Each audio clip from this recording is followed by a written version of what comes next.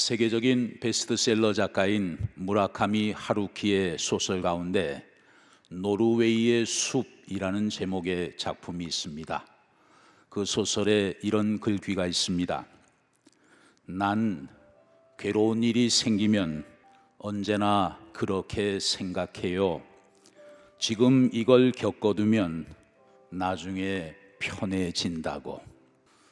인생 길 속에서 힘들고 고통스러운 일들을 만날 때마다 이런 일들을 미리 겪으면 나중에는 편해질 것이다 생각을 하고 긍정적인 마음으로 어려움을 대하는 것, 인생의 지혜라고 말할 수 있겠습니다. 오스트리아의 정신과 의사였던 빅터 프랭클 박사는 의미요법이라는 치료법을 연구했습니다. 로고테라피라고 말을 하죠. 사람들의 심리적인 문제는 자기가 처한 상황 속에서 삶의 의미를 발견하게 되면 다 치료받을 수 있게 된다는 주장입니다. 2차 세계대전 당시에 나치 독일이 유대인들을 학살할 때 그도 역시 체포되어 수용소에서 생활을 했습니다. 그 참혹한 홀로코스트의 생존자이지요. 아우슈비츠 수용소에서 살아보니까 내 삶의 의미가 발견될 때 거기서도 사라지더라는 것입니다. 수용소에 들어가는 순간 그는 생각했습니다. 내 가족들은 지금 어떻게 되었을까? 그는 다행히 바로 용광로로 들어가지 않고 노동사역에 배치되었기 때문에 살아남을 수가 있었습니다. 나중에 밝혀진 사실이지만 빅터 프랭클의 가족들은 이미 다 죽었어요. 그런데 그것도 모르고 강제 노동이 힘겨울 때마다 그는 이런 생각을 했습니다. 내가 힘든 일들을 좀 더 많이 감당할수록 우리 가족들은 조금 더 편해지겠지? 이런 마음으로 힘든 고난의 시간들을 묵묵히 이겨나갈 수 있었던 것입니다. 그는 훗날 그때의 일을 회고하면서 이런 기록을 남겼습니다. 나치 독일은 나에게서 모든 것을 빼앗아간 것 같지만 빼앗지 못한 것이 하나 있었다. 그것은 처해진 상황을 내가 어떻게 받아들이느냐에 대한 선택하는 자유이다. 그 자유를 빼앗지 못했다. 그렇게 기록한 바 있습니다. 오늘 본문에 보면 모든 것이 무너지고 파괴된 가장 절망적인 삶의 자리에서도 영적인 의미를 부여잡고 힘든 현실을 잘 이겨나가는 한 선지자의 모습을 보게 됩니다. 그가 바로 예레미야 선지자이죠. 오늘 본문 예레미야 애가는 말 그대로 슬픈 노래를 담고 있습니다. 예레미야가 경험한 슬픈 현실은 어떤 상황일까요? 하나님의 거룩한 도성 예루살렘이 이방나라 바벨론에 의해 짓밟혔습니다. 또 예루살렘을 두르고 있던 성벽은 사정없이 회파되었습니다.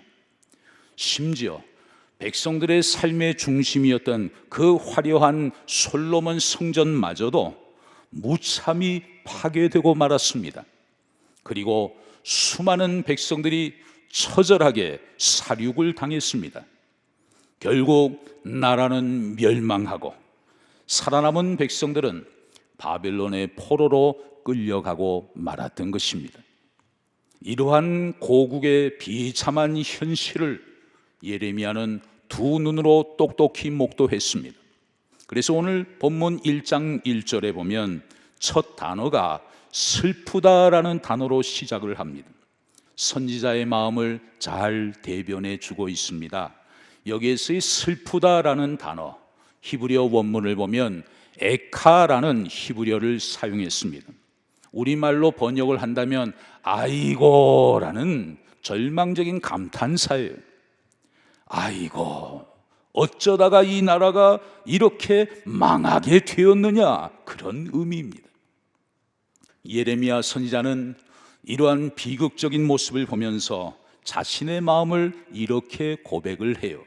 예레미야 애가 2장 11절에 보면 내 눈이 눈물에 상하며 내 창자가 끊어지며 내 간이 땅에 쏟아졌으니 이는 딸 내 백성이 패망하여 어린 자녀와 젖 먹는 아이들이 성읍 길거리에 기절함이로다. 패망하는 나라와 불쌍한 백성들의 모습을 보면서 예레미야가 얼마나 많은 눈물을 흘렸는지, 또 창자가 끊어지고 간이 땅에 쏟아지는 것과 같은 얼마나 큰 고통을 느꼈는지 예레미야의 참담한 모습이 잘 표현되어 있습니다.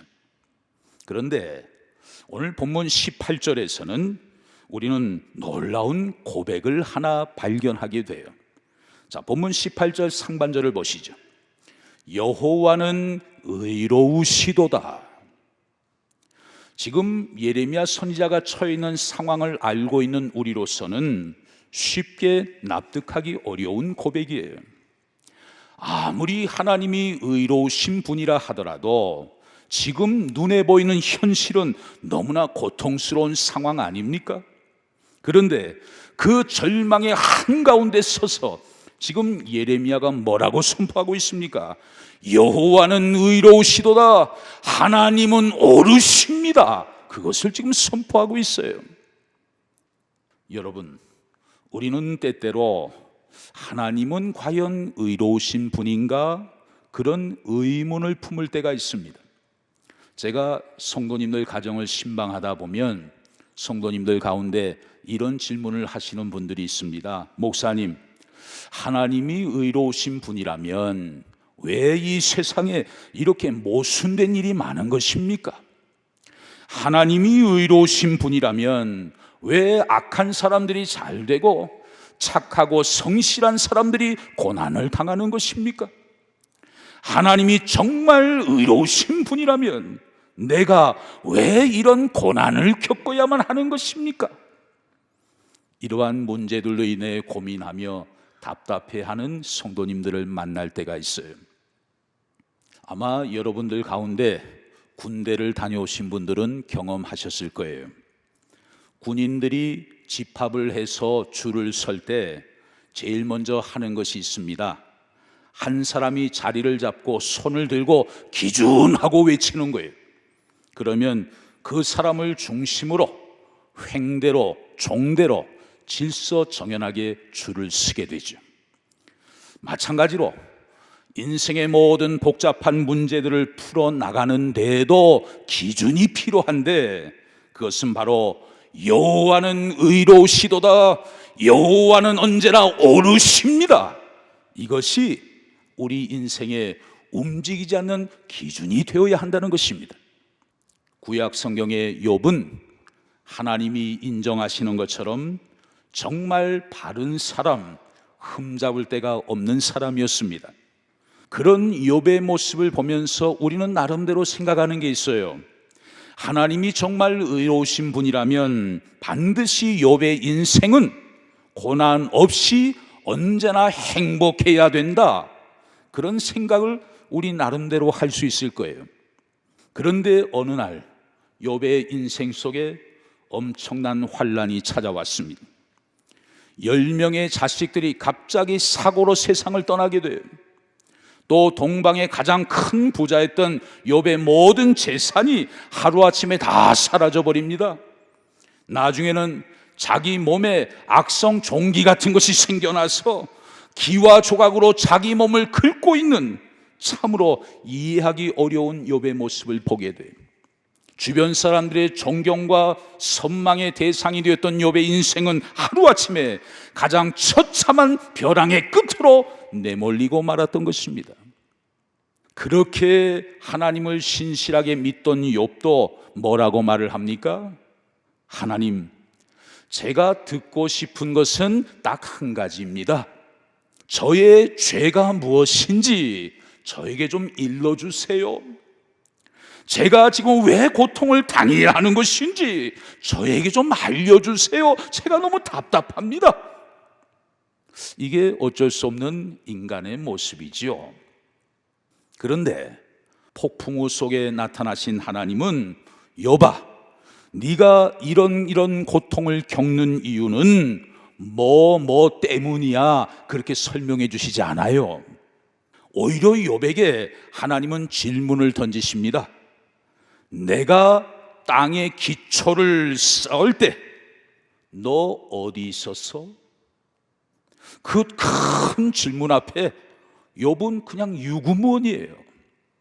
내가 이 세상에 이러이러한 피조물을 만들 때 너 어디 있었어? 정말 욥은 대답할 말이 없어요. 그때 비로소 욥이 깨달은 것이 있습니다. 세상이 이러저러해야 한다고 판단하는 것은 우리 생각이지, 하나님의 크신 경륜과 하나님의 세계에서 본다면 우리가 알 수 있는 것은 정말 지극히 미미한 것이로구나. 하나의 피조물에 불과한 우리가 감히 창조주의 주권, 전능자의 섭리를 판단한다는 것만큼 정말 어리석은 일은 없는 것이로구나. 그래서 하나님을 만난 이후에 욥이 이런 고백을 하게 됩니다. 욥기 42장 2절, 3절 그리고 6절에 보면 주께서는 못하실 일이 없사오며 무슨 계획이든지 못 이루실 것이 없는 줄 아오니 무지한 말로 이치를 가리는 자가 누구니까? 나는 깨닫지도 못한 일을 말하였고 스스로 알 수도 없고 헤아리기도 어려운 일을 말하였나이다. 그러므로 내가 스스로 거두어 드리고 티끌과 재 가운데서 회개하나이다. 무지한 말을 해왔다는 거예요. 깨닫지 못한 일을 말해왔다는 거예요. 스스로 알 수도 없고 헤아릴 수도 없는 일들을 그냥 철부지처럼 자기가 함부로 내뱉어 왔다는 거예요.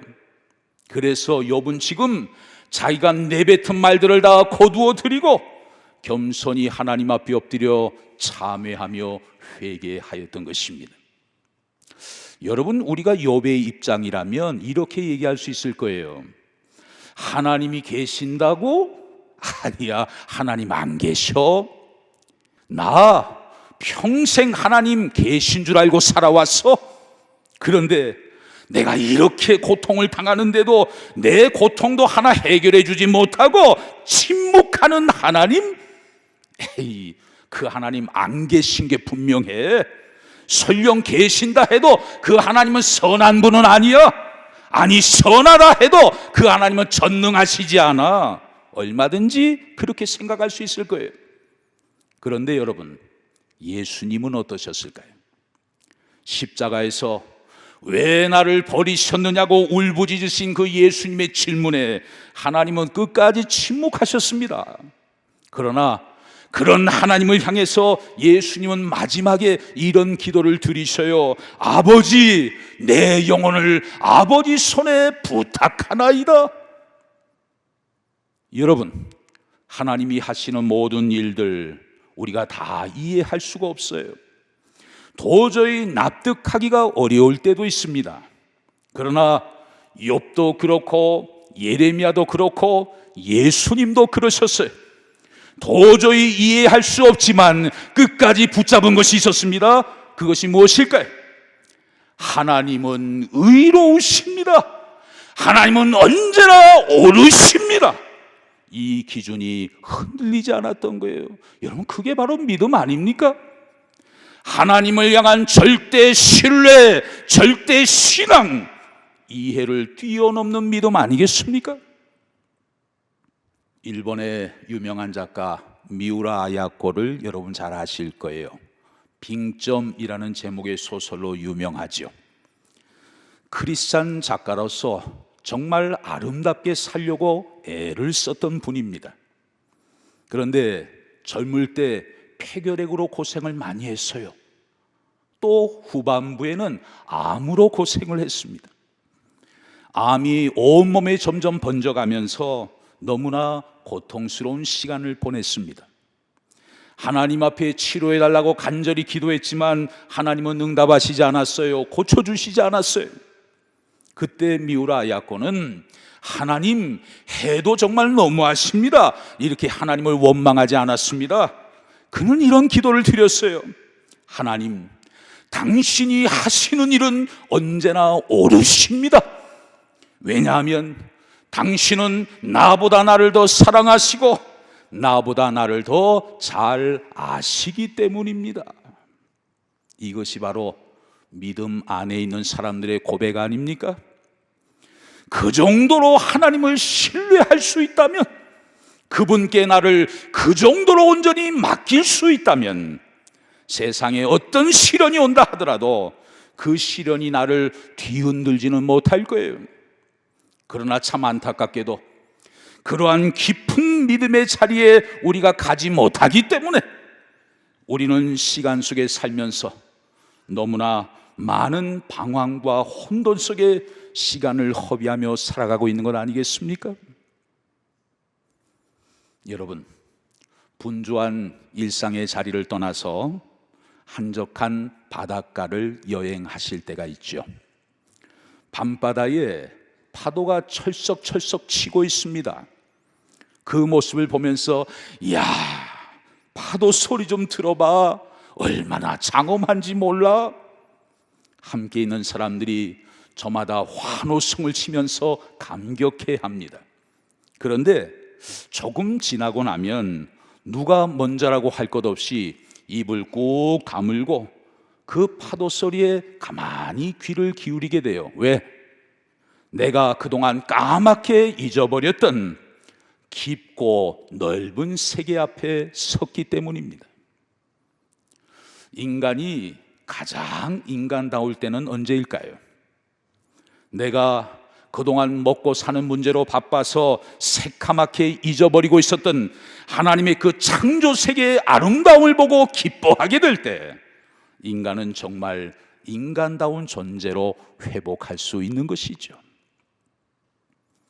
시인 구상 선생이 쓴 말씀의 실상이라는 제목의 시가 있습니다. 여러분에게 잠시 소개합니다. 영혼의 눈에 끼었던 무명의 백태가 벗겨지며 나를 애워싼 만유일체가 말씀임을 깨닫습니다. 노상 무심히 보아오던 손가락이 10개인 것도 이적에나 접하듯 새삼 놀라웠고, 창밖 울타리 한 구석 새로 피는 개나리 꽃도 부활의 시범을 보는 듯 사뭇 황홀합니다.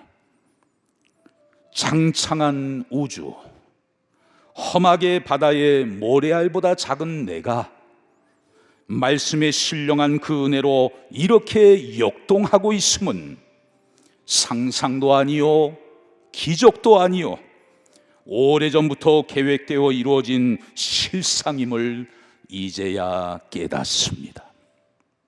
여러분, 손가락이 10개인 것이 뭐 그렇게 대단한 겁니까?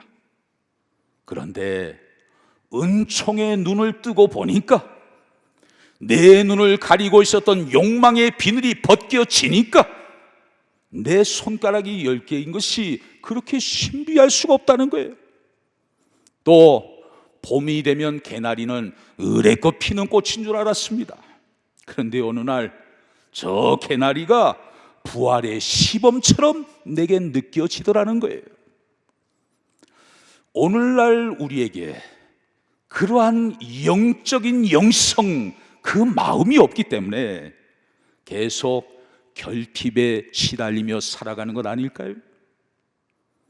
이 시간 여러분 모두 은총의 눈이 활짝 뜨여지고 욕망의 비늘이 다 벗겨져서 삶 속에 지금도 살아 역사하고 계시는 하나님의 능력과 역사를 날마다 경험하며 살아가는 복된 여러분 되시기를 주의 이름으로 축복합니다. 오늘 본문 18절 상반절을 한 번 더 보시죠. 여호와는 의로우시도다. 내가 그의 명령을 거역하였도다.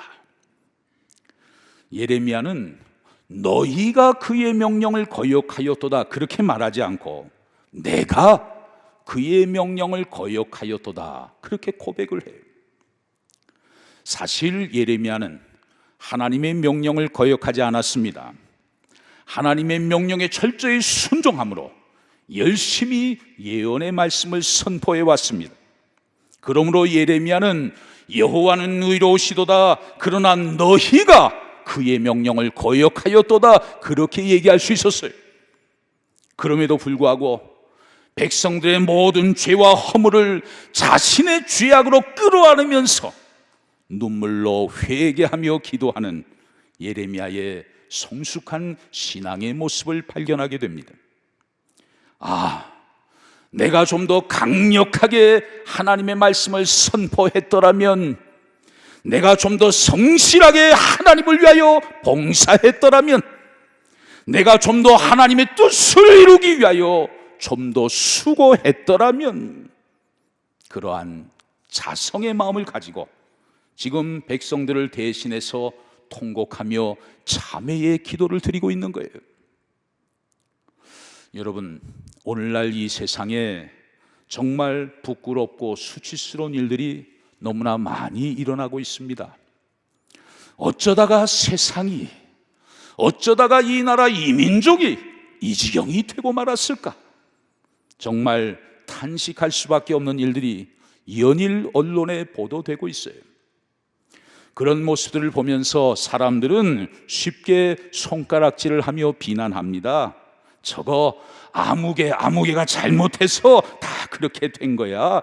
다 아무개 책임이라고. 자기는 아무 잘못이 없는 것처럼 다른 사람에게만 책임을 전가시키는 모습을 보게 돼요.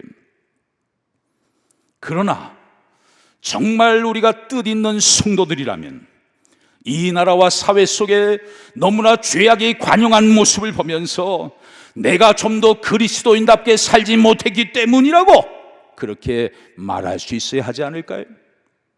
교회도 마찬가지입니다. 교회의 이 모양 저 모양 부족한 모습들을 보면서 내가 하나님께 받은 직분과 사명을 제대로 감당하지 못했기 때문이라고 이렇게 회개할 수 있어야 하지 않을까요? 그게 여러분 직분자의 바른 자세 아닙니까? 또 바르게 신앙생활하지 않는 가족들과 친지들 그리고 지인들을 보면서 내가 좀 더 바르게 하나님을 섬기지 못했기 때문이라고 그렇게 고백할 수 있어야 하지 않을까요? 사랑하는 성도 여러분, 여호와는 의로우시도다. 하나님은 언제나 옳으십니다. 이 예레미야 선지자의 고백을 우리도 마음속에 깊이 새기십시다. 그리고 이 고백을 우리 삶의 한복판에 믿음의 기둥으로 든든히 세우십시다. 만약 여러분 기둥이 비스듬하게 서 있으면 여기에 조금만 무게가 얹혀져도 어떻게 되는 거예요? 기둥은 넘어지고 마는 거예요. 그러나 기둥이 똑바르게 든든히 서 있으면 위에 어지간한 무게가 얹혀져도 결코 넘어지지 않는 것이죠. 믿음이란 무엇일까요? 내 마음속에 기둥의 중심이 똑바로 서는 것입니다. 그 중심은 하나님과 나 사이의 소통을 말하고 있어요.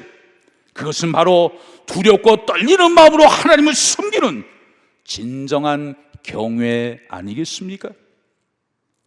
우리 모두 하나님을 진실한 마음으로 경외하고 어떤 상황 속에서도 그 하나님의 의로우심을 의심 없이 신뢰하면서 오늘날 이 나라 이 민족의 타락한 모습을 나의 책임으로 여기고 겸손히 하나님 앞에 엎드려 하나님의 은혜와 도우심을 간구하며 나아가는 성숙한 그리스도인들, 복된 저와 여러분들이 다 되시기를 주의 이름으로 축원합니다.